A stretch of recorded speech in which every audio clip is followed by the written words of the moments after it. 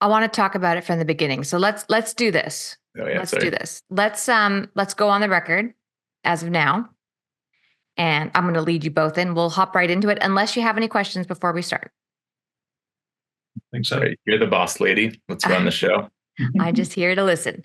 Oh yeah. Lewis, Yes, it ma'am. has been a long time since we've seen It each other. has too long. It has. It, It's been way too long. it's really good to see your face on the screen. It's good. It's a bummer that we can't do it in person like we did last time, but I will take what I can get at this point.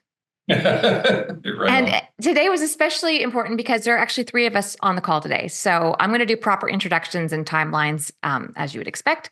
But Lewis Cahill has been a guest on the show before. One of my favorite episodes, by the way. I still fast forward and listen to the monkey story just to laugh out loud and share it with people.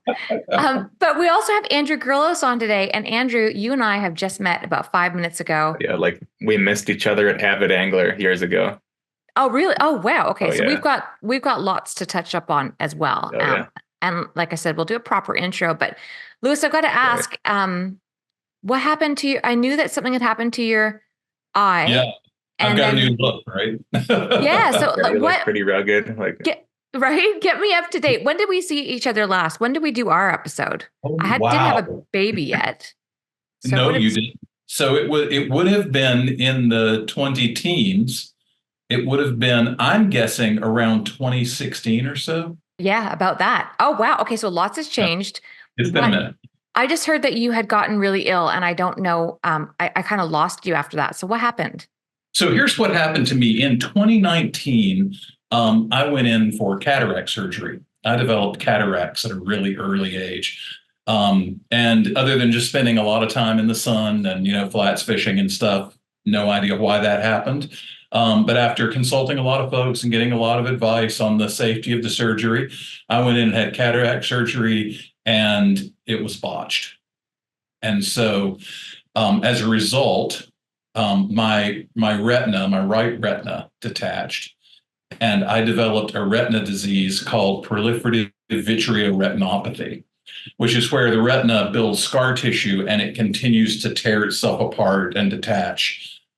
So over the last 4 years, I have had 10 surgeries on this eye, trying to save it, which it's still in my head, but I do wear the patch full time now, and I am pretty much blind in that eye. Any vision I have there is garbage and just makes things worse, and it's painful. So the patch helps with that. But each one of those surgeries requiring months face down in bed. So at one point, I spent 6 months in bed, not even able to roll over, and the better part of 2 years. So really, the eye is somewhat less important than all the other stuff that the treatment has done to me physically. So it's been a long and difficult recovery. But I think I'm in a pretty good place right now. At least I have told the doctor, if this happens again, we're taking the eye out. We're not chasing this thing anymore. I'm done with it. But I had my last surgery in June, and I have been stable with no medium in my eye since then. The vision will not come back to the eye, but the eye is there. And I have glaucoma as a side effect of the treatment for the PVR.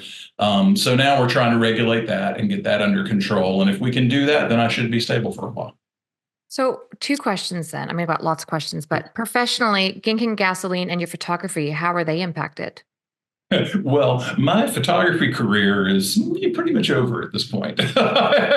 So my left eye was damaged as well, and there was a good part of time there where they thought I was going to lose both. And I'm super fortunate that that did not happen. I still have sight in my left eye, but there are some complications to that as well. So at this point, I'm considering myself retired from photography. And where Ginking Gasoline is concerned, I'm still able to shoot the photos I need for that and the videos I need for that. But as far as my being a commercial photographer, I've pretty much said goodbye to that. And fly fishing is my 100% focus now. Okay. How are you handling that? I mean, that's almost, you would have had to go through a grieving process, I would imagine, in a number of ways. I went through some very dark times. And I yeah. don't, yeah, Andrew knows. He talked to Oh, me yeah, like through a I've lot of that. I've been dazed from suicide over the last few years, and just Yep. one foot in front of the other and thinking about what people to live for. Yep. So I don't know if you remember, April, last time we recorded your podcast, you asked me if there was anything that I did not want to talk about on air. And I did tell you at that point that there was. And you and Andrew know about this, but I don't think a whole lot of people know about it. Kathy and I had taken in our godson, who was a troubled kid, sweet kid, great kid, but just had a really rough upbringing and had a lot of trouble. He tried to kill himself 3 times when we got him. And we did manage to get him off all the drugs he was on and in treatment and got a job and in school and doing great. And when he was 26 years old, he took his own life. And that was in 2015. So that was right before you and I had talked. And, you know, although I wasn't directly responsible for that in any way, I had taken him on. I had taken it as my responsibility to keep that from happening. And so I took it as a personal failure, and I felt responsible for that in a lot of ways. And in the time that I spent lying face down in that dark room, thinking about what my life was going to be like if I lost both of my eyes, I had time to think about and understand the decision he made in a new way. Because there were certainly times that I thought, well, this is it for me. You know, I don't want to live under those conditions, you know, if I lose that other eye. And so there's, you know, there are gifts in everything. And one of the gifts that came from this is it released me from that feeling of responsibility and that feeling of guilt over his loss. And let me put that to bed. As I have said. Sorry, with regard to that, I feel like the dumbest thing people say is there's a silver lining. It's like there's a silver lining to having a stroke at age 37 and not having to go back to an engineering job. I'm sorry.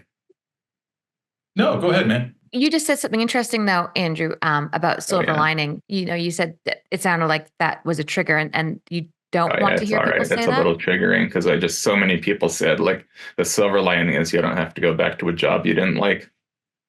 Yeah, I want to talk about some of that. At the expense of my fucking brain and my body. We're going to talk about some of that later because I do have questions for you guys as men, and we are going to dive into, if anyone hasn't figured it out yet, we're going to dive into mental health specifically related to fly fishing. But I do have questions as, you know, a supportive woman, colleague, wife, mother. I've got questions about triggers and the proper usage of words. So no such thing. It's fly fishing for the size of the toy train industry. Oh God, yeah. But we'll come back to silver lining, and I'm going to dive right into your timeline here in a minute. But so, Lewis, how are you now mentally? You look great. How are you mentally? Well, thank you. That's generous. I'm actually in a really good place. And so I just got back home from, I think you know that I spend my month of January in the Bahamas teaching my bonefish school, which I love. It's just like the greatest thing in my life, right? And the guys who do that school over and over and over again are great friends, and the new people are instantly friends. And so I had this revelation while I was down there. I have medication I take for my eye, which leads me to have revelations sometimes. Revelations. Revelation was to bring a good friend like me to the Bahamas for a month. Exactly. Yeah. Like I've never bonefished. Maybe I need to go to bonefish school. I think maybe you do. I think so. I had a revelation the other night about, because there's been all this thing with the eye, and I just in the last 6 months I started wearing the patch full time because I've worn it for a while.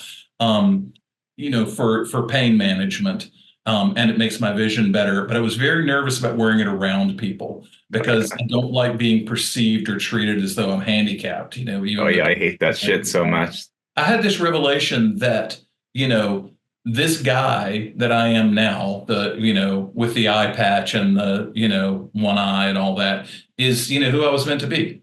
Right. It's like I feel like I'm in the place that I'm supposed to be. I'm doing the things that I'm supposed to do. I'm one of those people that thinks I always want to look at the positive. Like you can look at life 2 ways. You can look at your limitations or you can look at your possibilities. Oh, yeah. Right? And I like to look at my possibilities. And, this has given me a challenge. I've had to relearn, so many things. I had to learn to tie knots without being able to see. I sat on the couch and tied knots blindfold for, months figuring it out, and I had to learn to see bonefish again, and casting. It was because I lost my dominant eye. for a while when I cast, it was like watching someone else cast. I had no idea where it was going. So I had to retrain that coordination. So it's given me opportunities to relearn things better, to think about things differently, and to impact people's lives in other ways. So, I'm mentally, I'm in a really good spot right now. I feel like I'm where I need to be. I feel like I'm making positive changes. I just feel like I've learned my lesson, and I want to be done with this and move on. Excellent. And now you had reached out, and I thought it was a great suggestion for yourself and Andrew to be on the show. How do you know Andrew? And then Andrew, I want to hear point A to point B, or point A to point Z. Like my relationship with Lewis, is that what you're asking about? Yeah. How did all this come to be? When I was fishing him on the Connect Talk, I was like, this guy's kind of cool and fun, and we better keep in touch. You were guiding. Like I like this client guy. He's not just like some boring old real estate guy. Yeah, Lewis told me his chimpanzee story, and I was kind of like, oh man, this guy is crazy. I got to keep in touch with him. Yeah. And were you guiding Andrew? Oh yeah, I was. Gotcha. So tell me your story then. So you're 40 years old. You started in 40.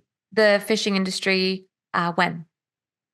I guess like age 20-ish. Okay. And how did that all start? Yeah, somewhere around there. I was like super avid fly fisherman since I was like middle school age, and I chose my college based on snowboarding and fly fishing and partying.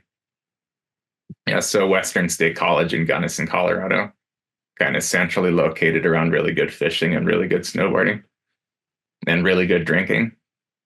And so I was a regular at this fly shop there, and they kind of asked me, do you want to start guiding? Our head guide is kind of getting booted. And I kind of stepped into like semi-head guide-ish for this, to me, High Mountain Drifters was like this legendary fly shop in the days of like the crappy old boring magazines. I recall like this little advertisement in the back, like High Mountain Drifters, Gunnison, Colorado. It seemed like a big deal. And I was guiding for them early 20s and stuck with that for, like 13-ish years. And just kind of followed fly fishing around where it would take me, which led to guiding in Argentina and Chile and moving to the Pacific Northwest because my wife went to acupuncture school. Yeah, like Seattle's one of the best acupuncture schools in the country and kind of centrally located to some fun steelhead fishing, which that's where I discovered my favorite river in the whole world. And I guess my favorite fish to fish for. Yep, sorry guys. All right. I want to hear about this favorite. You've got my interest, Pacific Northwest. I'm assuming it's a steelhead. Say that again. I'm sorry. I'm assuming you're referring to steelhead. Oh yeah. It's like I've kind of lost interest in trout fishing since my stroke. Like I don't manage line as well with my left hand, not perfect. And I can still cast a two-hander better than most of people. And swinging a fly is so much easier and kind of more exciting than just putting a bobber on and hammering it, nymphing for trout. And I really enjoy the trout spay thing here in Montana. Like we have kind of big water and not those little tiny Colorado rivers that I grew up fishing. You know, like the Yellowstone and the Madison are great big rivers that have these long drawn out runs that kind of suit themselves to fish in a spay rod. There's so much going on with the left hand, trying to trout fish and mend and all this stuff. It's just way easier for me to get a good cast and get a nice swing. Can you share with us the story of the stroke? It's all good. I assume everything was going well and you were fishing, guiding. Oh yeah, I quit guiding and pursued more stability, like a lot of fly fishing guides' careers. And I went for mechanical engineering and got that degree out of the way and ended up in a job that didn't really connect with me. I always said that I would row a boat until my arms fell off. And I was sitting at a computer and my title was cryogenic engineer in nanotechnology. It was such a bad fit for me. Like as a lifetime slacker, I guess in kind of academic situations, I had like my two giant engineering monitors and I would angle one so nobody could see what it was going on that screen. It'd be like old YouTube videos of punk rock shows and the other monitor was like, work, work, work, work, work. I'm working super hard. I'm not watching the Bad Religion show. Oh yeah, I was like, I wasn't that engaged in a job like that. I would spend most of the day watching YouTube and looking out the window as like somebody that thought they'd be on a river until, I guess, for their whole working career. And like I wouldn't have any retirement plan except to guide more. Were you a runner at the time? No, running I discovered running in Seattle. It was I think kind of like the lame intro, like people that saw river runs through it and started fly fishing. I read Born to Run and I was kind of like, this sounds all right. And started running around Seattle. And I loved looking at the old craftsman houses and the sense of accomplishment that I got. I'd come back home and just think like, oh God, I just ran 8 miles. That was kind of an accomplishment. Yeah. Yeah, like through my 20s, all I wanted to do was get fucked up and snowboard. And looking back, like looking forward from those days, would like 21-year-old Andrew ever imagine running 100 miles? Oh yeah, so it was like a big life-changing event was starting to run. Like anything, it built stepwise. Like run around the block, run around 2 blocks, and just little by little. I fell in love with the community around racing. And so it's always kind of fun, like the stupid like St. Patrick's Day and like Thanksgiving turkey trot little 5Ks. Everybody's happy and excited. And that's kind of magnified as the races get bigger and bigger. It's such a big accomplishment for everybody out there running these long distances. It's like such a fun, positive vibe, like a really encouraging, diverse community. This was before it's like super inclusive. It's like not limited to the wealthy. God, yeah, like some fly fishing stuff is kind of like rich person stuff and traveling around the world to go chase these exotic fish. And yeah, like running is fairly accessible to God, like more inclusive to all races and sexual orientations. And it's not like hyper masculine bow hunter guy. And it's like my good buddy is like him and his husband can go like run super far and like they're normal, like gay couple, and everybody accepts like, oh, these guys are super good runners and really nice. It's a really good community that's kind of welcoming. Yeah, I hadn't thought about it that way, but you're totally right. I do a weekly run down at the park, big communal run, and it's totally inclusive. Oh yeah. Everyone's just there to get outside, move, and smile at each other. Yeah. When people ask me about getting into running and they seem a little self-conscious, I kind of always tell them like, fuck the people that you might be embarrassed about. Like, yeah, fuck them for judging you when you're out running and maybe you're going slow and you don't have the look. Like you're not like Usain Bolt just getting after it. You're like a normal, like chubby white guy running around the block. If somebody wants to laugh and point, fuck them. It's like you're making a step towards a positive outlet. Yep, totally agree. So that inclusivity and high fives is kind of a big deal to me.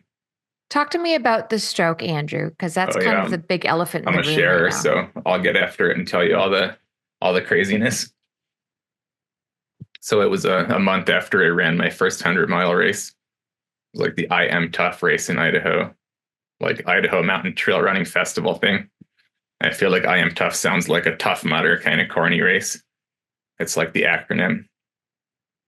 And it was like 85 degrees out and super smoky, like big fire season. That's there's no way to pin my stroke on anything. But there's a chance that running 100 miles in a hot, smoky day could have contributed. That's an insane burden that I'm going to have to carry for the rest of my life, is this unknown event that nearly killed me and ruined my life.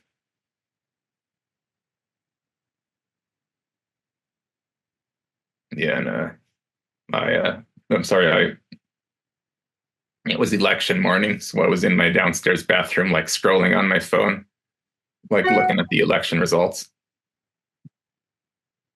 I got unbelievably dizzy, and I had the thought like maybe I should lay down on the bath mat right there, and just like stumbled out into the kitchen. And as like a punk rock enthusiast, I recall it feeling like I was slam dancing around my kitchen. Yeah, and then I stumbled out to our living room. My wife Autumn kind of grabbed me and held me up, and held me up. And oh God, I collapsed in her arms. And God, yeah, I collapsed in her arms. Just this one certain spot in our house. Whenever I kind of look at it, it's sort of a little reminder. Like, oh God, that's where I collapsed and hit my head on the stair. And the paramedics showed up, and it was just so fucking scary and so insane. I was thinking, like, here I am, like Mr. Ultra Runner guy, and there's paramedics on the radios saying, stroke alert, we got a stroke here. And I'm just like laying on the floor, like, holy fuck, what the shit? How did I just have a stroke? Like, I'm strong as fuck, and there's paramedics telling me that I had a stroke, which only occurs to old people. At that moment, it was like 100 miles an hour, and just like sheer terror, like ambulance ride to the airport and flight for life. And I think when I collapsed, I had like the facial droop thing going on, which scared the shit out of my wife. And I came to in a hospital hundreds of miles from home. Like, I was flight for life to Salt Lake City, and they're the nearest like major brain trauma center. And so I came to with hoses and all that shit in me. Like this front, I guess like the front right corner of my skull was in a freezer for months. Yeah, and and I had like a big dent in my head, and I had to wear a helmet to get out of bed. Like, I could have like hit my head and smashed my brain or something. It was just like so scary. Like, what's wrong with my head, and why are they making me put a helmet on? Oh God, yeah. I was how old were you, Andrew, when that happened? Sorry, that was 37, like 3 years ago or so. Yeah, I think that's why I thought like strokes happen to old people, but not a 37-year-old runner. No. What, just so that you have to excuse my ignorance here. It's all right. I'm going like 90 miles an hour because I had some caffeine, and there you go. Kind of excited to be here. That's my Athletic Brewing, like non-alcohol, super tasty beer. It's like some coffee stout thing. Cheers to you being here. At 37, okay, first of all, the indentation in your head, was that from hitting this? You said you hit a stair. Oh yeah. And so you were dealing with trauma, not only of the physical injury in hitting the stair, but also with the internal. Was like sorry, that's kind of distracting, but that was like a kind of like that happened when I collapsed. No big deal. Like, I just hit my head on the stair, and part of my brain was trying to die, and that was the big problem. What causes a stroke? So mine was like an unexplainable massive blood clot that snuck through a super common hole in my heart and went up into my brain, and kind of had like a little blockage. Not little, but massive blockage. Is there any preventative therapy? The super common hole, like 1 in 4 people has this hole in their heart. It's like when you're in utero or something, your body is like a left and a right half. It all fuses together, and somehow your heart doesn't fully fuse, and there's like a little hole. Yeah, and somehow I farmed a big clot, and it just snuck on through and made it up into my brain. Yeah, there we are, collapse on the floor and wake up with my head taken apart. Like, all due to a giant blood clot. So how long were you in the hospital for? Oh God, it's like early November to, I think, mid-December. So what is that, like 6 weeks or so, something? Like confined to a hospital bed and unable to swallow or just like speak super shittily. Like when Lewis said in that text, like I spoke like Stephen Hawking. I had no inflection in my voice.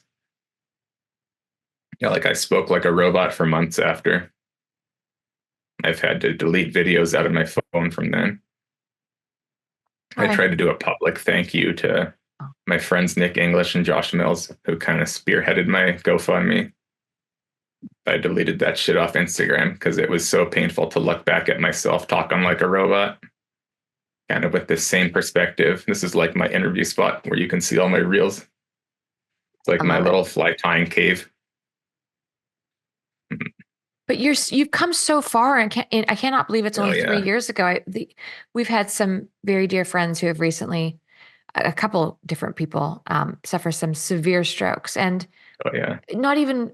I mean, one of them, and I'll just say, Gene Allen. We love Gene Allen over on the Kispiox.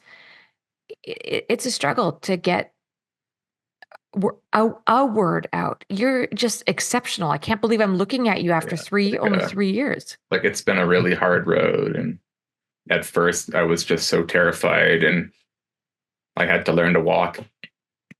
It's like the left side of my body is affected from the injury, and I had no balance and no control, coordination, something. Yeah, so they had me in this like zero gravity harness thing. Like physical therapist guy at the U of U hospital would like walk me around this little track, and I had to rebuild the connections that kind of control like moving your legs and standing upright. I would do a lap and then have to sit down and catch my breath, which as like an athlete, that was just so insane. I was in this like PT room with a bunch of old people with walkers and catheter bags. And I kept asking myself, like, oh my God, is this my future? I was just like adding to the sheer terror that I faced every day for like 6 weeks or so. So how did you handle that mentally? I mean, you've mentioned ending your own life a number of times. Oh yeah, that was like, I bet within like 4 to 6 months from getting home from the hospital, I was such a mess and just so scared of what had happened, and also medicated poorly. Like the wrong antidepressant turned me into like a roller coaster of insanity, like kind of happy and then just like sobbing uncontrollably, followed by the desire to end it all. I had a pattern of standing in my kitchen and sobbing just like a child. And it was like, during one of those episodes, I just decided like I can't go on and live like this. And my dad was up visiting from Colorado, and I was like, here, take my guns with you on your way back. I think that was kind of one of the smarter moves. Like I knew I was that close to self-harm, and I was like, here, Dad, take my handgun. I shouldn't have this around. So what was the first? I don't know where to go from here, because I really want to dive into men's health in general, but I still kind of want to just know what your first point of real accomplishment was again, because I know that you've actually got quite an incredible story. But before we go into the successes and your triumphs, can we just talk a little bit about the process? How did you even get like circling back to fly fishing, because this is a fly fishing podcast and not just Andrew and Lewis and Ape hanging out. Yeah. The record first fly like months after. The record button's just a byproduct. I want to hear it, personally. I want to hear it. So talk me through it. So a big milestone was tying my first fly. Oh, really? Okay. Do tell. And my friend Nick English sat next to me to make sure I went through the steps and all that stuff. He was really surprised that I could use the old whip finisher tool, which a lot of people struggle with. And it was like muscle memory just burned in. Just finished my mediocre looking steelhead hair wing and little whip finish deal and collar good. My favorite tying for years and years has been steelhead hair wings. I love the challenge of less is more. Making that little neat pinhead on them. Yeah, that fly was super important and just looked like total shit to me. And like I've told people, I think steelhead are idiots, and they'll grab something out of curiosity. And I was fishing that fly, and it was a little pink and moving. And I think I crossed paths with a dumb one. Just grabbed it and ripped me, and it was like, holy shit, my crappy fly just got 8. Oh yeah, I have that fly frame somewhere up here. As you should. Oh God, yeah. How long did it take for you to start fishing again? Uh, like exactly 1 year later, my good friends and I did our annual steelhead camp trip, and I realized I could still cast a spey rod well. Like single spey is kind of my like easy midish level line. No shit, midish length. Like I love those Vex casts, the fall favorite 55. Just still crushing single spays and snakes on that guy. Like a year after I learned to stand and use my arm. That's like the crazy muscle memory that's just burnt into our brains. Like how I could use a whip finisher, no problem at all. And I could still pick up my favorite two-hander and send a single spay out there with an ugly ass fly and hook a fish. And spay casting is so great too, obviously, because you can utilize your whole body. Oh yeah. Okay, and then what about the running side of things? Because I know you had an enormous adventure that happened after your stroke. Can you tell us about that? The stroke was a big adventure. I ran 100 miles a month before that. Maybe that's the adventure that you're talking about. I thought you ran again after. Didn't you do a marathon after? I guess like 5 months after I learned to walk, I was back trail running again. It's like that focus on priorities. My goal was to never lose trail running and hiking, and I guess fly tying too. I set those goals and dedicated myself to them, like relentless commitment. Running again 5 months later is enormous. I'm sorry, that's huge. Thank you. And are you still running? Oh yeah, I have a coach training me to run a 50 miler in June. It's kind of like my first 50 mile that I ever ran. I'm stepping like circling back to my first big distance. I guess that's like shit, probably like 7 years ago, 8 years ago. So it's kind of nice to come full circle after everything I've been through. Well, and that's my question for you here. My next question is the full circle comment. Yep, it sounds like you've come full circle in a very short period of time. Oh yeah, it's a small circle. But it's a complete circle nonetheless. Yeah. How did you, in such a short time, I mean, look from the outside looking in, I would think, oh my gosh, this man is meeting all of his goals in such an enormously, it's just such an impressive short period of time. Oh yeah, thank you. Where did the depression and the thoughts that you had, those dark thoughts, enter? Given you were on like such a fast rate. Dwelling on what I've lost and where I've ended up at. Okay. Like I used to be not that successful, but a decent engineer and got paid more than I ever did guiding. And my marriage was like as fun and good as it could have been. And we both ran super far through the mountains together. Like we have kind of gone through 3 tough years thanks to the trauma that we've both gone through. Some of those lows were like, oh, your life has already fallen apart and it's falling apart more. Which going back to the wrong medication thing, that was like that roller coaster that I was on. It was like some of those low lows. And I made it through them, and here I am, like fishing the good fight, the men's mental health deal. Let's talk about it. Just like toxic masculinity. You can't just like man up and tough it out. And sometimes you gotta lean on your friends for some help and get it out, and kind of like cry on your friend's shoulder and have people that are receptive to the pain you're feeling. Did you feel like the people in your life in the fishing industry specifically expected you to man up? Sorry. Because no, a lot of people have been pretty understanding and supportive. I feel like the men in the fishing industry, and I actually feel quite confident in saying this as a woman who lives in Canada and in Australia, I'm surrounded by men of all different ages. I mean, my husband's 52, so we hang out with a lot of men in their 50s, even early 60s. I hang out with a lot of younger men as well. I feel like right now at this particular time, especially in our age bracket in the 40s, I feel like there are in the fishing industry quite a few sensitive guys. Like I don't get me wrong, the toxic masculinity thing, I know it's there. But I feel like that might be generational. Like my buddies and I grew up on Jackass, and like our parents or whatever, like a generation or two older, grew up on John Wayne and shit. Right. So do you feel like the fly fishing community has that sort of man up mentality? Because right now, just back to remembering that the record button's on, there are people listening right now who are struggling. So let's, if you guys don't mind, as a group, let's talk a little bit about this. Is that okay, Lewis? I know you've got insight as well. Because how old are you, Lewis? I can't remember from.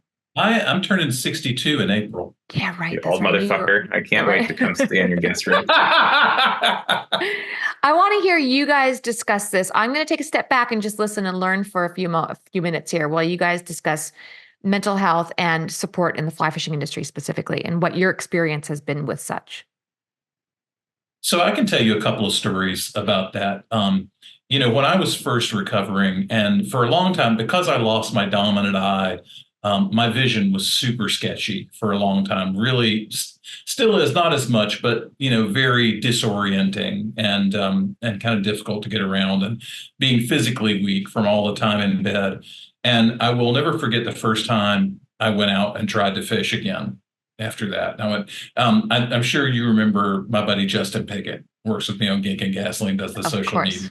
Yes, Great dude. excellent guy. And Justin is a great guy for me to hang around with because he's a life flight nurse and nothing phases him. He's completely unflappable. So he took me up to a favorite little brookie stream, that he and I both know and have fished for years. But it's a hike up in the, nowhere. You have to cross another stream to get to it. So we came down, and he's, ahead of me because I'm kind of lagging behind. He crosses the stream. And he goes downstream to look at this one little hole he knows there's usually a nice fish hanging in. Well, I get across the stream and I didn't see what he'd done. And I thought I saw him head up the trail into the woods. So I was like, and back to I was like, I got to man up. I've got to prove that I can do this. I got to prove that I can tough through this. Right. So I struck up the trail after him. And I'm like, I'll catch him. I'll catch up to him. Not taking 2 seconds to think, of course he wouldn't do that. Of course he wouldn't take off and leave me there. So an hour later, I'm completely lost in a woods that I used to know real well. But in that busy visual environment, I'm completely lost in the woods. And I started hollering for him. Little do I know, miles down the trail, he's hollering for me. And it took about 2 hours before we found each other. and he got me down to the stream, which then it's crazy because I still struggle with this. Trout fishing, the most difficult thing is stepping off the bank into the river, because it could be 6 inches, it could be 6 feet. I have no clue, right? So I have to kind of creep down. But I got in there, and within minutes, I'm catching brook trout and things are happening.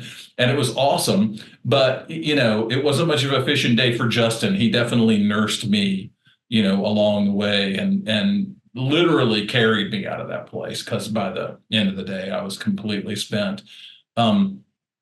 It's compassion like that. I'll tell you, if you'll indulge me, I'll tell you one more story like that. When I went back down to the Bahamas, I missed my bonefish school 1 year, which breaks my heart.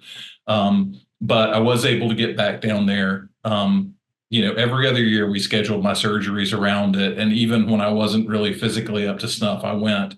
And the first year I got back, I was a mess. I couldn't see anything. I could barely walk. I got down there, and the managers at the lodge arranged a flight out for me. They're like, he's not going to be able to do this. He's going to have to go. And but I stuck it out. I fished every other day. But that first day, have you ever fished at Bears? No. Have you ever fished at Bears Lodge in the Bahamas? Okay, so they have a guy there named Ronnie Bain. They have 3 of the Bain brothers there: Chris, Ronnie, and Loxley. Great dudes. And Ronnie is the guide. Ronnie is my kind of guide, right? He's the guy that most of the guys don't want to fish with because he's mean to them, right? He barks orders, and he's an intense flats guy, which is just because he cares. He wants you to catch fish, And so first day out, I went with Ronnie. We made the hour boat ride down south, and he gets out of the boat, beaches the boat, gets out with the other angler, gets them set up on a wade spot. And then he comes back, gets under my arm, carries me across the flat. I can't see where I'm putting my feet. I can't see the flat, let alone the fish. And he tells me, he says, I don't care. You can see, you can point that rod and cast. We're going to catch fish. And in 5 minutes, he had me hooked up to a bonefish that I could never see. And this is This is my most passionate thing in life is, not just bone fishing, but teaching people and helping people, accomplish that. And I honestly didn't think that I thought it was never going to happen again. I didn't think I was ever going to be able to do it again. And that man gave me a gift that will never, ever disappear. My wife is the only other person through this whole thing that showed me the kind of compassion he did that day, from the guy that nobody wants to fish with because he's too mean. Right. And that's the kind of stepping up for people that changes lives and makes a difference. Yeah, that's This kind actually of a deal really good shows who your reference. friends are. Yeah, like who's going to be there for you and hear you out or let you lean on them if you need a hand. Do you feel like the fishing Mhm. community's been pretty supportive? There are some wonderful organizations. How have you found? I know you had mentioned one earlier. Who was it that you had mentioned in that text message chain we were in that you wanted to talk about? I'm sorry, are you asking me or Andrew? Both of you guys.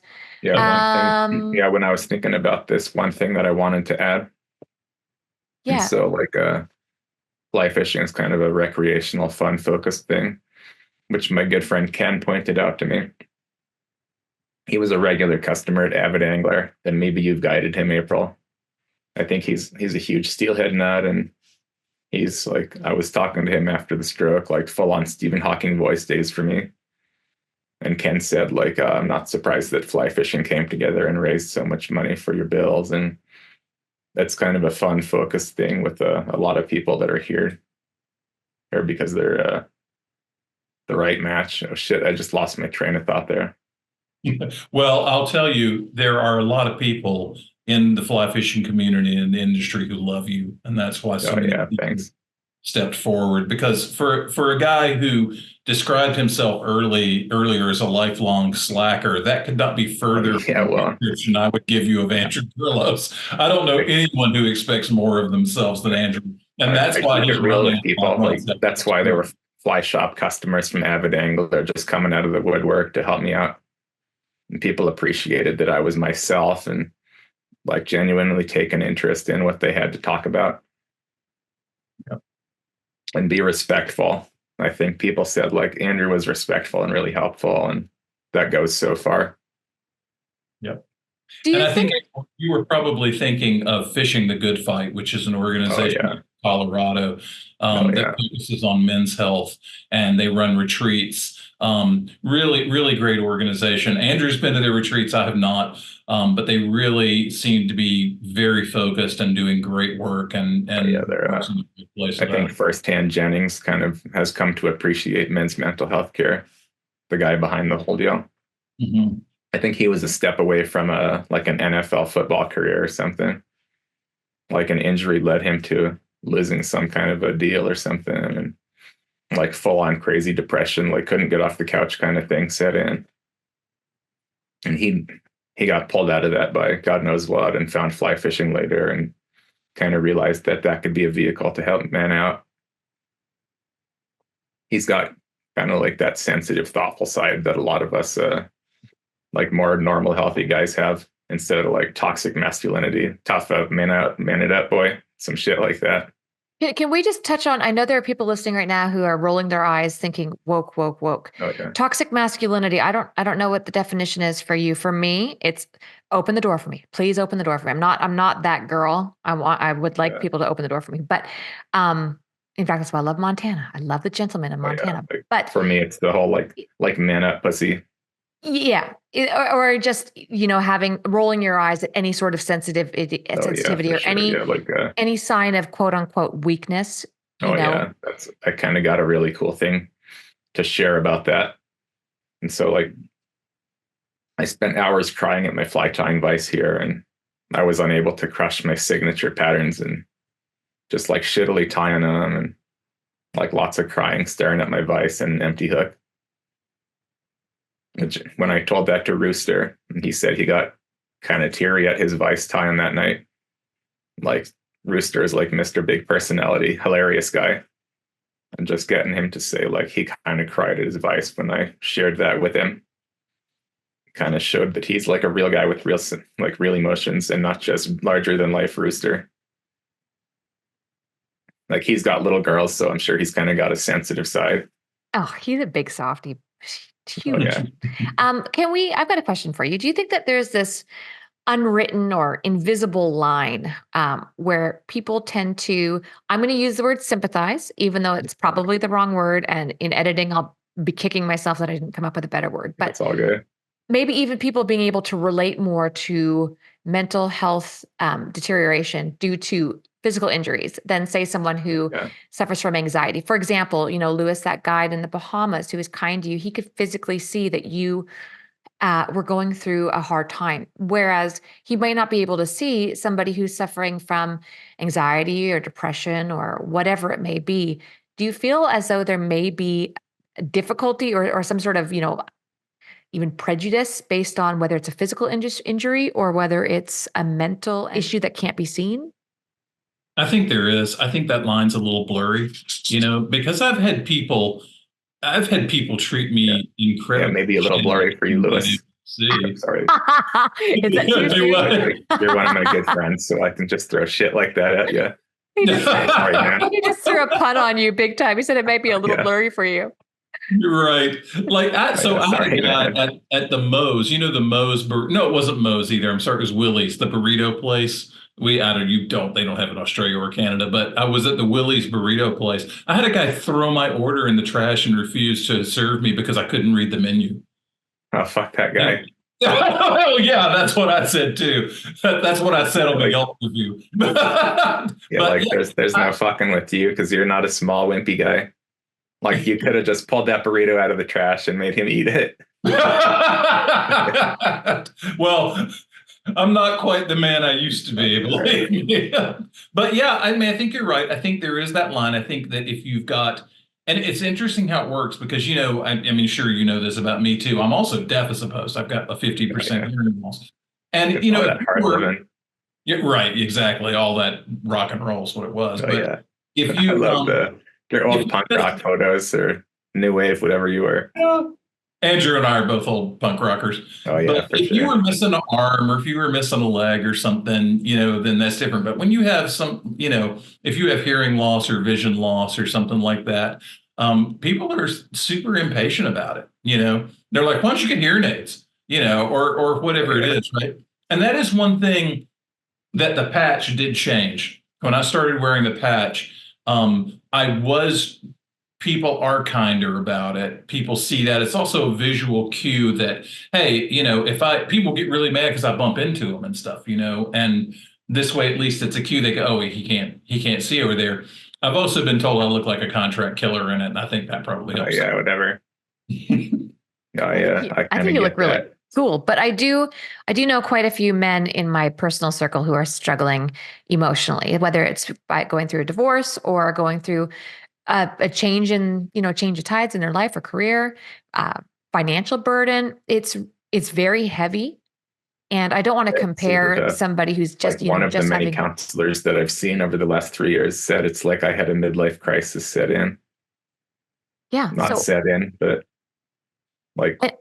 I'm no longer an engineer and oh God, I have no idea where I was going with that. But I'm not going through shit like a 20-year-old girlfriend. No, but a full change. So can we talk about that? Yeah. Would you guys mind contributing and specifically thinking about men who are listening right now, all ages? Well, I'll tell you something that is interesting. It's a really difficult time to be a man. It's a particularly difficult time to be a white man in our culture. Just talking about this at home the other day, having this conversation. It's just like free reign to shit on white men for anything. Oh, yeah. And people who, have been good people their whole life, who've never been sexist or racist or, whatever it is, there's just this cast on them. And I think, men feel more alienated now than they ever have in history. And I think there are probably some people who think, well, good, they deserve it. But the thing about it is, people are people. People are individuals, and plenty of people are assholes. Well, yeah, like in my guiding career, I'm sure you can relate, April. Like I would always tell people, like 60% of the people I guide are just kind of like, meh, like they're nice enough and not that interesting, or like we're going to be besties. And I think like, oh God, I'm totally wrong. So there's like a portion that I could forget about and another small portion that I could be close friends with. and there's some other portion of total dickheads. I think it's like real life. Like half the people you meet are okay, and there's some total dickheads in there, and some that you could actually be friends with. But they're not all like yeah, that. yeah. There are definitely, there's a percentage of Yeah, those. that's like the exception. But Yeah. Lewis, just going back to being a man at this time, Yes. I think you really hit a point there. And I wanted to feel free. I mean, you're in a safe space right now. Everyone pretty No, well. I have no problem talking about it because I feel it too. You know, everybody does. And men are just under a whole lot of pressure right now to kind of prove themselves with everything they say. And you can't, it's hard to, like one thing that really, I'm sorry, I'm stammering over this, but one thing that really gets me is this idea of mansplaining, right? So I'm in a position where I'm in the business of teaching people.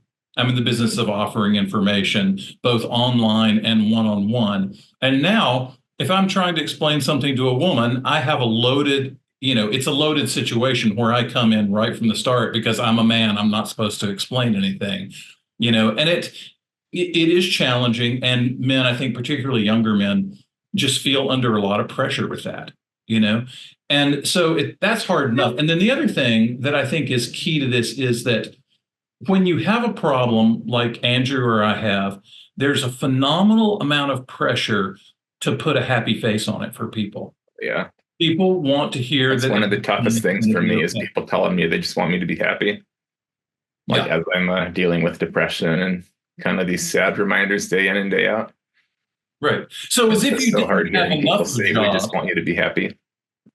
Yeah. And as if you didn't have enough of a job relearning to do everything in your life, now you have to make it look easy so that other people feel bad about it. Right. And that makes it really challenging. And it's, this idea when you go back to talking about toxic masculinity, I don't know that it's fair to call it masculinity, but there is definitely this toxic idea that, you're not allowed to have a negative experience in your life without it being complaining. It's hard for people. It's hard for people to look at someone who's been through something really traumatic, especially something like you've been through or something like I've been through, where it could very easily happen to them at any minute, right? And I know that's a terrifying thing, and I think that's a lot of why they want to hear that everything's going to be okay. I think a tough reminder is that it shows people like their like mortality or something, or not mortality, but their vulnerability. Yeah, their vulnerability, like. This could have happened to anybody.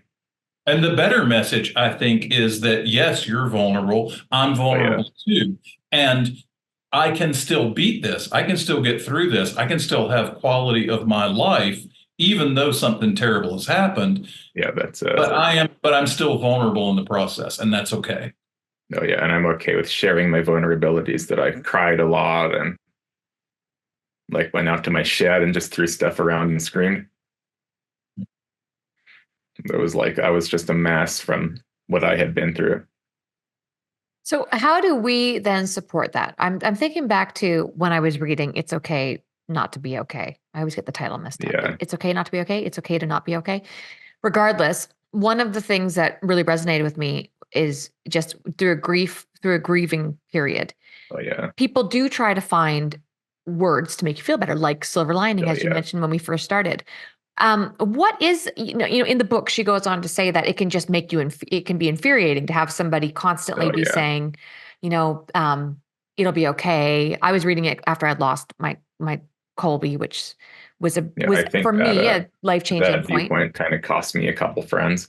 Right. So what do you, when I was like at one of my lowest lows, and what are some, sorry, Andrew, I'm just going to I just want to finish my thought here is, when it comes to triggers and things like, hey, there's a silver lining.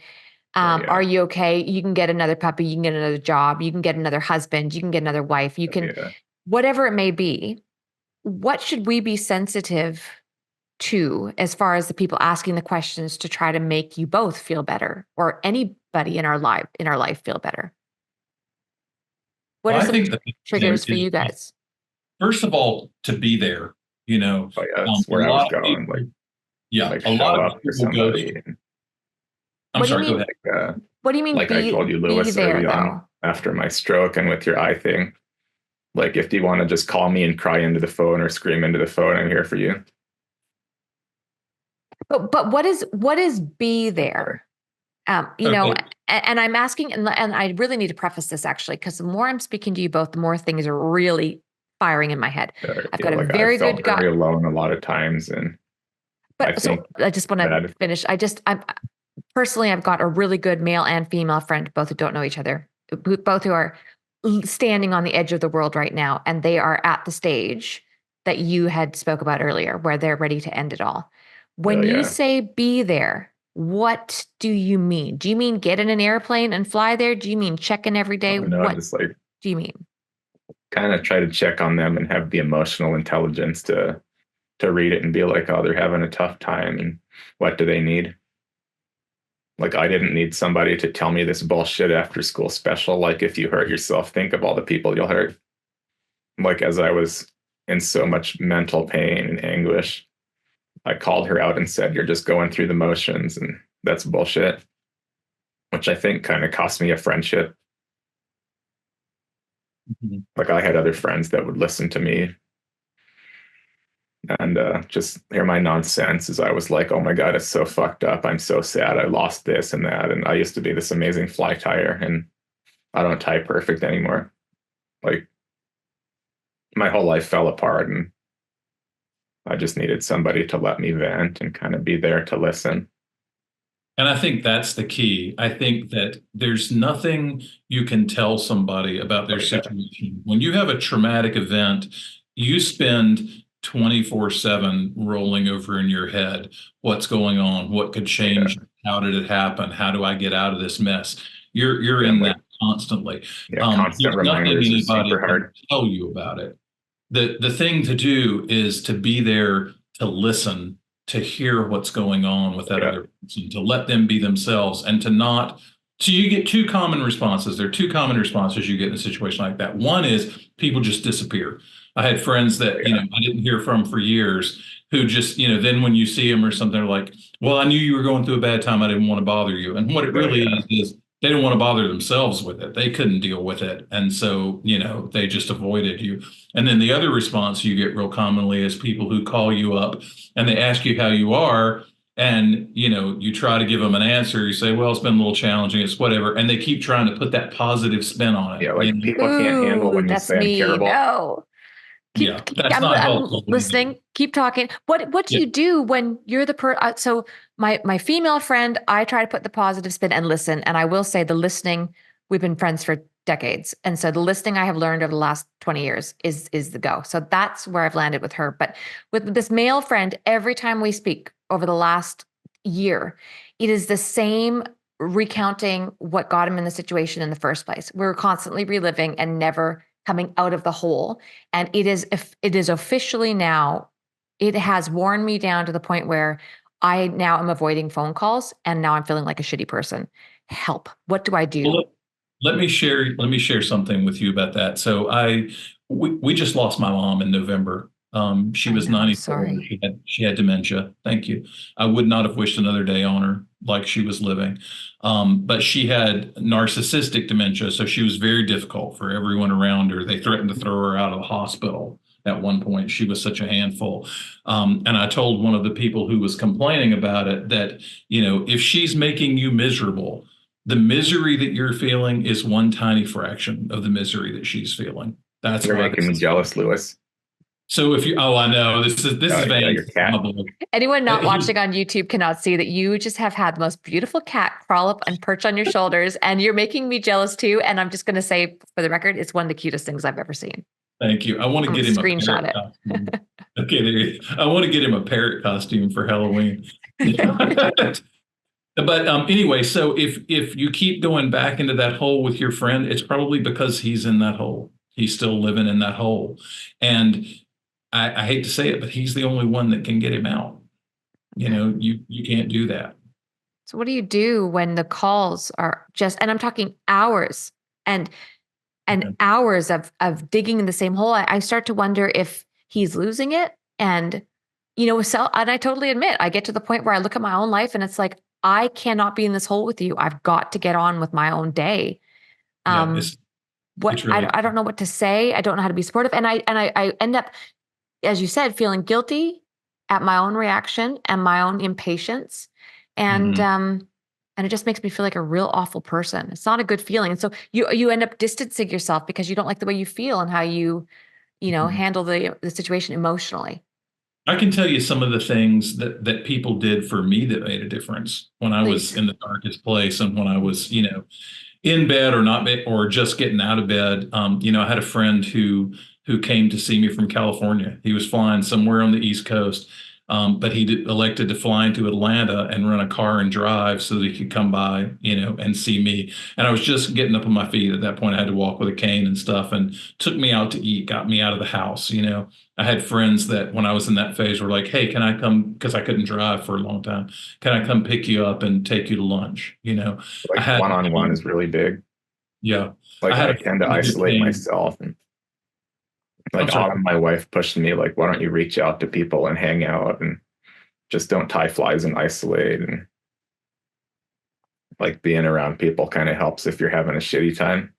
And it's impossible to reach out to people when you're in that space. It's, Yeah. because you feel like you're doing exactly what you described with your friend, like you're just dragging them down. Oh, yeah. There's so much pressure to not be able to talk to somebody unless you have something positive to say, you know.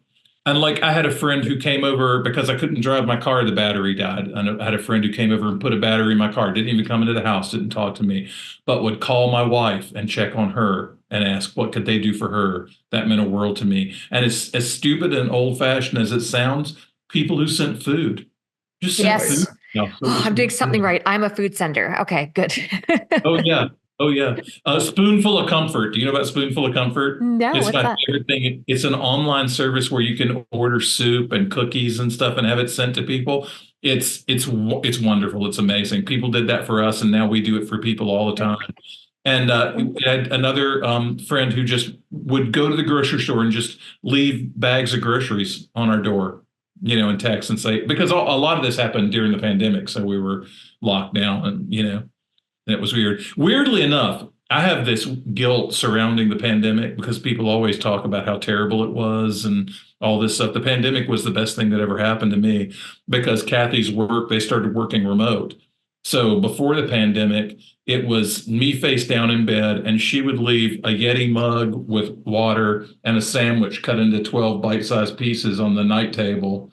And that was my day, because I had to reach over and do that. And then went from, that lying there thinking about being blind and, checking out to having my wife around to talk to and to, that it made a huge difference. Made a huge difference. And Andrew, you were going to say, so being in person helps? Yeah, like having like face-to-face one-on-one contact with friends. It's like texting is super impersonal, and a phone call is kind of this distant thing. How do guys do this? Because at the end of the day, even though I've got lots of guy friends, I'm still not a man. Um, how does it go down? When I go out with my girlfriends, or even I meet another woman, it's a very organic sort of rabbit trail that we go down before we know we're sharing each other's lives. With men, how does that happen? How does the softness happen where you can talk about how you feel? I Depends on think the guy. it's with other friends that are also kind of emotionally intelligent men. Like, Emotionally like Andrew's intelligent. having a Oh, hard that's time. such How the can I good beauty. empathize and accept that he's having a tough time, and not just tell him to, I wish you were happy. It's really true. And that idea of emotional Oh intelligence, it's yeah. an important thing. And I think honestly that a lot of men who are not able to do that, who are not able to talk about their feelings, not able to share in other people's feelings, not able to empathize, that it's easy for people to think, oh, well, they're a bad person, that they don't care, or they're not sensitive, or they're not emotionally intelligent. And usually it's because of some trauma they've experienced. It's because of the way they've been treated and the way they've been raised that they don't feel safe doing that. So it's not really, I think, as often a shortcoming on their part as it is just something that's as difficult for them as it is for you. and it is challenging. But like Andrew says, there are people you click with, people that you have that bond with, people who have Yeah. empathy and who understand your situation. And then things do happen organically. But it's tough because a lot of men just have that beaten out of them at an early age. So, what about organizations that do focus on this in fishing? I know Project Healing Waters does some great work, and you'd mentioned the organization in Colorado. Oh Is yeah. there something that either of you are working with, Lewis? Have you thought about doing a men's retreat in the Bahamas? I just think you'd be such a great ringleader for that. That's a great idea. No, I hadn't. And the thing is, there is a vacuum there. I mean, we've talked several times about fishing a good fight, but they're the only people I know doing that. And Healing Waters, Warriors on Quiet Waters, they do good work, but it's all very veteran focused, Yeah. which is great because we have a lot of veterans who are in need. But it also kind of creates that sort of class system where, if you're not a veteran, then you're not worthy of help. So there's not a lot that I know, and something that was even if it's not fly fishing, because I know that that's challenging for some people, but in something that was outdoor related that gets people to find their place in the natural world, because that in itself is incredibly healing. Just filling your place in the natural world is an incredibly healing thing. So I'd be all about doing a retreat in the Bahamas. That sounds like a blast. Yeah, I think you should spearhead that. What about you, Andrew? Where are you at right now with work and involvement? I'm sorry, with work, is that what you just Well, asked? with work and your involvement just Oh in God, yeah. fishing. I know that you're working at the store, Oh but are yeah. are you going to come back in the fishing industry? Do you think? I think I'm a lifer. I think I'll be around and How is your probably. recovery? What percent do you Sorry. think your recovery right now? What's the status update? Sorry. I'm like I'm gonna have like little quirks for the rest of my life. Like just like I might tend to interrupt you or stuff like that and have kind of a shitty memory.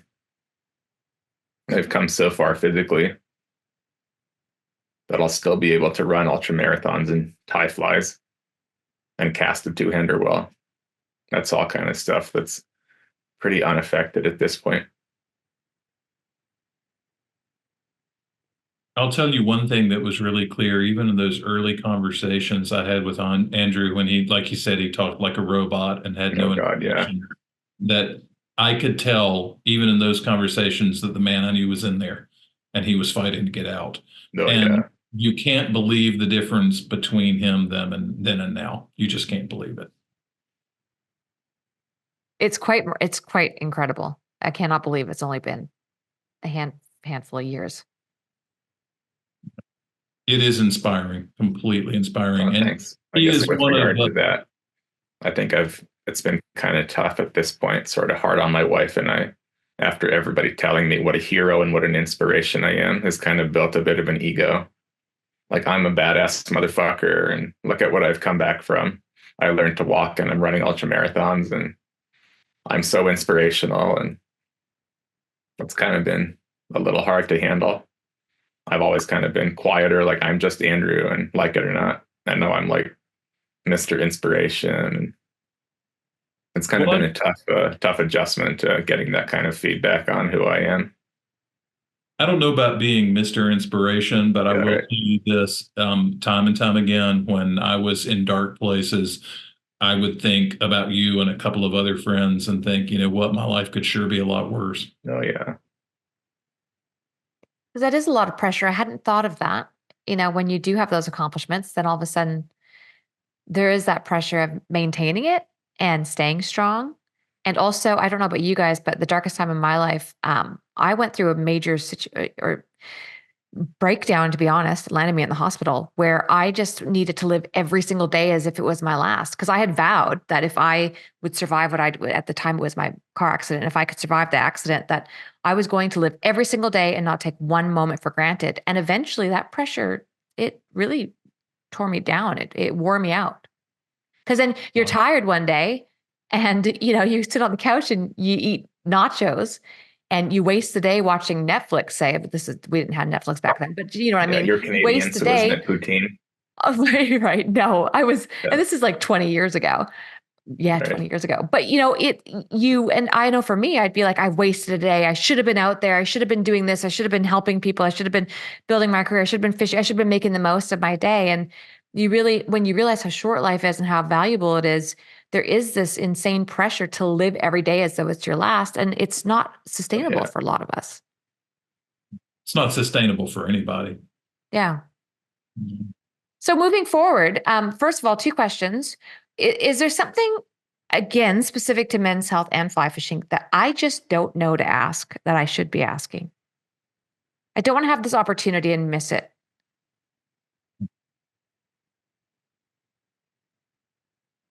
That's a tough question. I kind of feel like an opportunity for introspection and whatever self-reflection is pretty important. Just kind of being able to think like, what's making me happy, and I'm enjoying this moment on the river swinging the fly. I think being kind of present in some positive situation, just being present and enjoying where you are. I think that's why the outdoors and fly fishing is kind of therapeutic. Is it generational, Lewis? I'm sorry. I mean, you got over 20 years on Andrew. Is it generational? Do you feel as though there's this pressure on older men specifically or younger men to be one way or the other? I think older men were raised differently, and I have always been kind of an oddball. I've always been unusual in, Not surprising. Yeah, right, right, exactly. Not surprising. But I think that men of my generation and men of previous generations were raised to cover their feelings. They were raised to not show or not even consider what their problems are, that their problems are, not problems or not worth considering. And a lot of guys, even younger guys I know, still function that way. And I think it's important when you're dealing with people to realize that, everybody has their struggle, right? Everybody has something to want. When I'm on these trips and I hear guys talking, they make a joke and they talk about, somebody who's gay, for example, in a derogatory way. Well, you may not be sitting with one of those guys who's gay, but they may have a child who is or a loved one who is, or, any kind of situation like that. There are things going on with people. So you have to be, I think, sensitive to that. When it really just comes down to, for me, the only thing that makes you a better person is empathy. Your education doesn't make you a better person. Your bank account doesn't make you a better person. Your occupation doesn't make you a better person. Empathy, understanding and caring about others and participating in their journey is what makes you a better person. And whether it's men's health or just mental health in general, I think for me, that's the key. Have you read How to Be Compassionate by the Dalai Lama? No, I've not. Oh, it's one of my favorites. It's so good.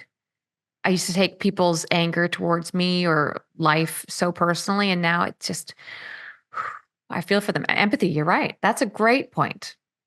And you have been through that. I mean, I would just acknowledge that you've been through the ringer with people's public opinion and irritation with you, and I don't get it, frankly. But I have always thought you handled that with grace and thank you. In a lovely fashion, because I don't think I would have handled it that well. But I was just talking about this exact thing with someone, actually my girlfriend in North Carolina. It's been interesting to watch a lot of the same, and I'm going to be honest, men whom I had a hard time with 20 years ago. As they've gotten older and they've softened, these same guys who really went out of their way to make my life miserable have now reached out and said, I'm so proud of you. You're doing so well. And they've really softened. And I really see them now differently. I see them as a lot of them are really hurting. You know what I mean? Yeah. A lot of them are empty or they're alone, lonely. That's the big thing that I see is a lot of them are lonely. And it's hard not to look at them and with compassion and be soft towards them and watch how they've changed. Does that happen as you get older? Do you soften? Should we be more kind to these older men who may have been dickheads when they're younger? Should we look at them and try to see them as people who've changed? Is it just perspective? I don't know whether they've changed or not, but it's kind of my feeling that, we should treat everybody that way. We should always try to look at people and understand what their motivations are and why they behave the way they do. That should go for everyone. I hear lonely all the time, and hearing myself say it out loud has just really it's hammered it home for me. Loneliness, is that one of the main, is that the foundation of most of this? Am It's I huge. reaching it? I was just reading something the other day about how the largest or the fastest growing segment of internet fraud is targeted towards men in their 60s and 70s, because there are this enormous number of men who are lonely and just desperate for some sort of human contact. And I think that happens because, men are taught when they're young that they're not supposed to need that. They're not supposed to want that. They're supposed to be independent. They're not supposed to need approval. And that totally exists out there, and I see it all the time. And, people that comment on stuff I write on the site or whatnot. And unfortunately, now that we have AI chatbots, people are exploiting that to draw people in that situation into, handing over personal information or whatever it is. But it is a huge problem out there, and it is something that needs to be addressed and thought about. Yeah. And yeah, that's amazing. I'm going through a whole list right now. My brain's like a computer just with names, and lonely, lonely, lonely, lonely, lonely, lonely, like lonely. Most men are lonely even when they're around other people, Yeah. because they don't have the connection. And being alone is not necessarily, or being, with someone, you can still be alone if you don't have that connection. Yeah. It's time for me to That's kind of why I go was back saying, to like, the Dalai Lama book. face-to-face, in-person time with friends is pretty big. Yeah. So Like, what's I that? still feel lonely a lot. That's what I was going to ask you. You're married, you've got good friends, you've got a support network, Oh yeah. but It's like you still friends that felt, understand stuff. Like, one of my best friends has a father that's had insane health problems, and this buddy, he's pretty been there, and he understands that shit sucks sometimes, and we spend time together, and he knows that it means a lot. yeah. So my final question for you both is, what's next? What's next for you guys? Andrew, why don't you take that first? Like, what's next? Yeah.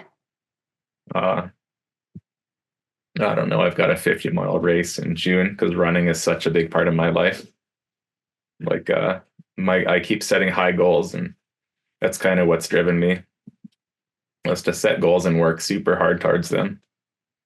Which that's kind of what drove me to become a signature fly tyer at my level. Back when I first was, I thought Brian Sylvie seemed like a big deal and had a bunch of good flies. Like, my high goal setting and competitiveness was like, you can get more flies than Sylvie. Yeah, so like, set those goals and stick to them for myself. Like, build myself back to where I can run 100 miles again. And what about you, Lewis? What's next? So for me, I have really missed the connection that I have had with people through Gink and Gasoline. I've been less hands-on for the last few years because, quite frankly, the computer's been really challenging for me. But my visual situation is getting a little better with that. And I have been doing more writing, which makes me happy. But the big thing for me that I'm really enjoying and wanting to focus on are my schools and my trips, where I take people out and connect with them one-on-one on the water, and help them catch fish, because for me, there's so much more going on there than just taking people out and having a fishing experience. It's helping people reach their goals, helping people connect with themselves in the natural world, and helping fight that loneliness, that you see, you know. And to me, that's really rewarding. And I think for the next few years, that's where I really want to focus my energy. And Kathy and I, we talked about this a little earlier. I don't remember if we were recording at that point or not, but Kathy and I are moving to North Carolina. And because I can't drive at night anymore, so it's difficult to get from Atlanta to fishing and back in time. So we're moving where I have fishing all around me. I have a trout stream in the yard and a great smallmouth river 100 yards down the road, Yes. And some great tailwaters and 45-minute drives. So I'm looking really forward to being back on the water more and sharing that time with people. New chapter. Look, I really mean it. I think you guys should team up and do some sort of retreat. I think it would be a success, and I'd help promote as best I could. On that note, can people reach out to you guys? Are you accessible? Absolutely. You can hit me up in Ginka Gasoline, hit the contact info, and email me there or I on think the. Instagram is an easy way to get in touch with me. And sometimes inquiries on my website just kind of get forgotten because it's like a canyon fly tying scam guy, which I kind of archive those and forget about them. So Instagram for Andrew and Oh Ginking yeah. Gasoline contact for you, Lewis. Yep, for sure. Yeah, I'll please link all this. All right. Very cool. It's been really nice catching up with you. Oh, it's been way overdue. I feel honored to get some of the legendary April Vokey's Oh, time. stop. And a little view of your kitchen back there. This is my office. Everyone thinks I'm in my kitchen. This is my office. I just keep it stark. Oh shit, I gotta go. Sorry. Me? Can I tell the story about how you and I met? Yeah, go for it. Okay, because I think this is a hysterical story. So I bumped into you. I'm sure you remember this. I bumped into you on a gravel bar on the Dean River. I can't even remember what year that was, but you walked up and introduced yourself to me and thought that I was Sergei, a Russian nuclear physicist. I did. You kind of look like it. It's the highlight of my life because Sergei was there, and I will never, no matter how hard I try to be as cool as Sergei. So still, I love that you looked at me and thought I was Sergei, the Russian nuclear physicist. And you know what's so funny? Just talking about the whole toxic masculinity thing, I feel like such an asshole because I totally felt that about you. When I walked up, I was like, this guy is totally one of those like sexist. I don't know why, but I had this vibe and I was so wrong. Like, couldn't be more wrong. I've stayed with you in Catholic. I'm sorry. You have nothing to apologize for. Nothing to apologize You're for. amazing. I think you're great. I think that's hysterical. No, you're fantastic. And I still think you've got it. I tell people this, you've got one of my top 3 favorite laughs. Oh, right on. You're tied with Yvonne Chouinard. I gotta know. No shit. Yeah. Well, we should get together and have a drink with Yvonne sometime and have a laugh. And Charles is best friend Rob, but he's very much third. Awesome. Yeah. You guys, thank you so much for taking the time to be vulnerable. Yeah, thank you so much, April. Me and nice the listener. Meeting you and good seeing you, Lewis. Good seeing you, buddy. I hope that we can stay in touch. Oh yeah, let's do it. I think I need to come fish the Dean if you guys want to smuggle me up there. I think I also need to get back to the Dean. When are you going there, Lewis? You're going back in still waiting on dates sometime this summer, hopefully. Yeah. Well, you deserve it. Have a good time. Thanks. All right, you guys, I'll wrap it up and we'll talk to you soon. Thank you so much for your time. Thank you. Thank you.